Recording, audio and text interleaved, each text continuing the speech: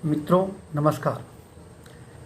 आज जिस बिंदु पर मैं आपसे विमर्श करने आया हूँ वह बिंदु बहुत ही ज्वलंत है और आज के समाज में हम लोग अक्सर कहीं ना कहीं इन चीज़ों को देख रहे हैं और महसूस कर रहे हैं। कल की ये घटना है, एक बुजुर्ग जो हमारे मोहल्ले के पास से गुजर रहे थे, वो चलते चलते वो थक गए और वो बैठ करके थोड़ा आराम कर रहे थे और मैं वहाँ संयोग से खड़ा था।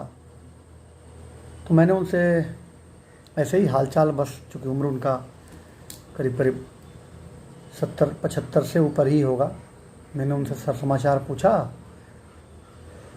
देखने में संभ्रांत लग रहे थे। तो कुछ ही मिनटों की बातचीत में उनकी आंखों में मैंने देखा कि आंसू कुछ बूंदें भर आईं। घर परिवार की बातें चल रही थी। उन्होंने कहा कि मैं तो बहुत ही अच्छे घर से भी हूँ, बच्चे मेरे पढ़े लिखे हैं, बच्चे सभी सेटल्ड हैं अपने लाइफ में, लेकिन बहुत दुख की बात है कि मैं अपने घर को छोड़कर किराए के घर में रह रहा हूँ। किसी तरह से अपना गुजारा चला रहा हूँ, क्योंकि बच्चों ने मुझे अपने साथ रखने से मना कर दिया है। बहू जो है बहुत ही बच्चों से झगड़ा करती थी और नतीजन मैंने वहाँ से अपना अलग रहना स्वीकार कर लिया। तो ये बहुत ही सामान्य सी बात लगती है, लेकिन सामान्य सी बात है नहीं। वह माता पिता जो बच्चों को इतने पाल पोस के बड़ा करते हैं, अपना सारा पूंजी, सारा अपना श्रम, सारा धन उस पर खर्च करते हैं, बदले में इस प्रतिफल की आशा तो होती ही है कि जब हमारा समय आए और जब हमारा शरीर काम नहीं करे तो कहीं ना कहीं ये बिरवे, जो ये पौधे हमने लगाए हैं, कल के डेट में हमारा सहारा बने। और ऐसा ना होने पर तो तकलीफ़ होना लाजमी है। वो मुझे भी होगा या आपको भी होगा, अन्य लोगों को भी होता है, लेकिन हम जाने अनजाने ये काम करते हैं। अब परिवार सिमटते चला जा रहा है, सिकुड़ते चला जा रहा है। और अब जिन बच्चों का परवरिश और देखभाल वो बचपन में अपने कष्ट उठा कर, अपने 2 रोटी कम खा करके किया करते थे, वो बच्चे जब बड़े हो जाते हैं और सेटल्ड हो जाते हैं, कहने को पढ़े लिखे भी होते हैं, सेटल्ड हो जाते हैं, और वो बच्चे उनका जब ख्याल नहीं रख पाते, उनके चलते उनके माँ बाप की आंखों में आंसू आते हैं, तो ये कहीं ना कहीं हृदय को वेदती है और वेदना पहुंचाती है। तो ये बातें हैं जो बड़ा ही चोटती हैं मन को। आज उनके साथ है, कल मेरे साथ भी होगा, परसों आपके साथ भी होगा। ये कभी नहीं सोचना चाहिए कि ये तो उनकी कहानी है, मुझे क्या लेना देना। इसी संदर्भ में मैं बहुत ज़्यादा बातें नहीं करूँगा, चूँकि सामाजिक परिवेश सब हम जान रहे हैं। आप सब भी इसी समाज से आते हैं, हम भी इसी समाज से आते हैं। मैं एक छोटी सी कहानी सिर्फ याद आ गई उस मुद्दे पर, तो मैं आपको चाहता हूँ, जो आपने कहीं पढ़ी भी होगी, वो ज़रा सुनाना चाहता हूँ।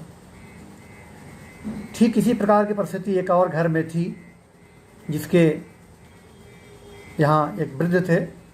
उनकी पत्नी का स्वर्गवास हो चुका था। उनके बेटे और बहुएं दोनों उनके साथ में रहते थे। उनकी बहू को उनका रहना उस घर में खटकता था और कहीं ना कहीं उसको लगता था कि मेरी आज़ादी, अगर ये ना रहें तो ज़्यादा बढ़िया तरीके से मैं जी सकती हूँ, अकेले रह सकती हूँ। अंत में उसने अपने पति से झगड़ा झंझट करके और पति को भी साथ में शामिल कर लिया, और वह लड़का जो उनका एकमात्र सुपुत्र था, वह उनको वृद्धाश्रम सह अनाथाश्रम छोड़ने के लिए एक दिन आता है। जब वह अनाथाश्रम में उनको और वृद्धाश्रम में छोड़ के जा रहा होता है, तो उसी समय उसकी बीवी का फ़ोन आता है, पत्नी का फ़ोन आता है। पत्नी कहती है कि सुनो जी, उस बुढ़े को ये बता दो कि अभी कभी भी हमारे घर परिवार में आने की वापस ज़रूरत नहीं है।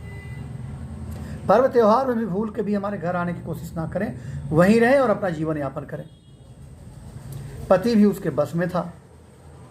वह ये बात अपने पिता से कहने के लिए मुड़ता है, और जैसे ही वृद्धाश्रम में वो दाखिल होता है, वह कुछ देखकर अवाक रह जाता है कि हमारे पिता और उस वृद्धाश्रम का जो मैनेजर था, वो दोनों बड़ा हंस हंस के बात कर रहे हैं। दोनों ऐसे बात कर रहे हैं जैसे आज की मुलाकात नहीं हो, बरसों पुरानी मुलाकात हो दोनों की।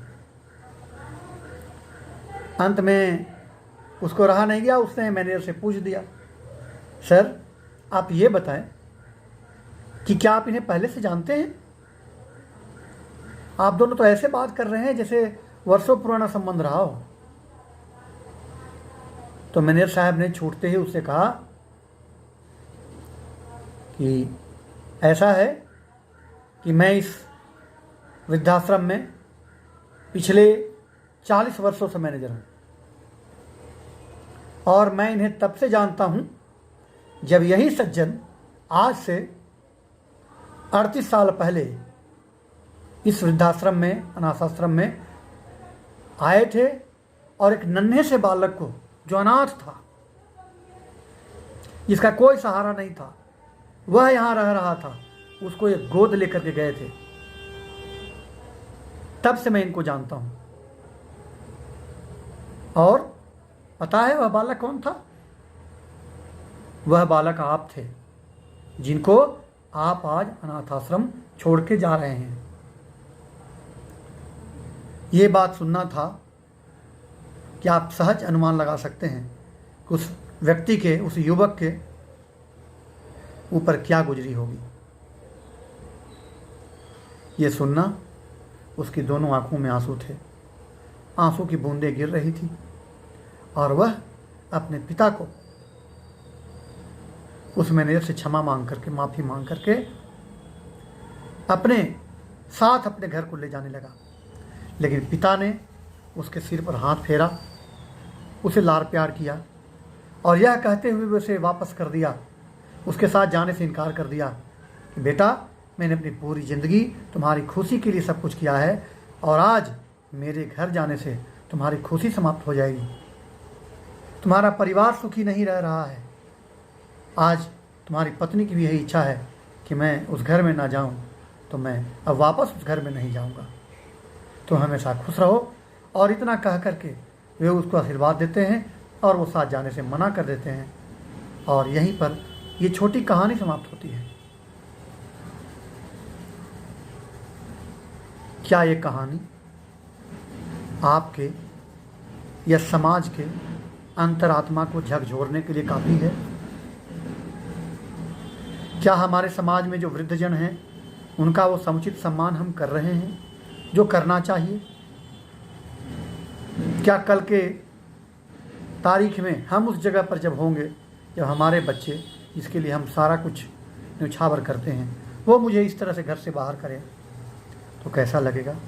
तो सिर्फ एक विनम्र निवेदन के साथ, एक प्रार्थना के साथ कि हमारा जो भी दायरा है, हमारा जितना भी पहुंच है, हम जितने भी सक्षम हैं, ये प्रयास करें और कोशिश करें कि वृद्धजनों को सम्मान दें, माता पिता को सम्मान दें और इस समाज में जितना हो सके हम उनके सुख सुविधा का ख्याल रखें। इन्हीं बात को कहने के लिए मैं आपके सामने आज आया था। तो आप सब ने मेरी बात को सुना है, इसके लिए आपका धन्यवाद।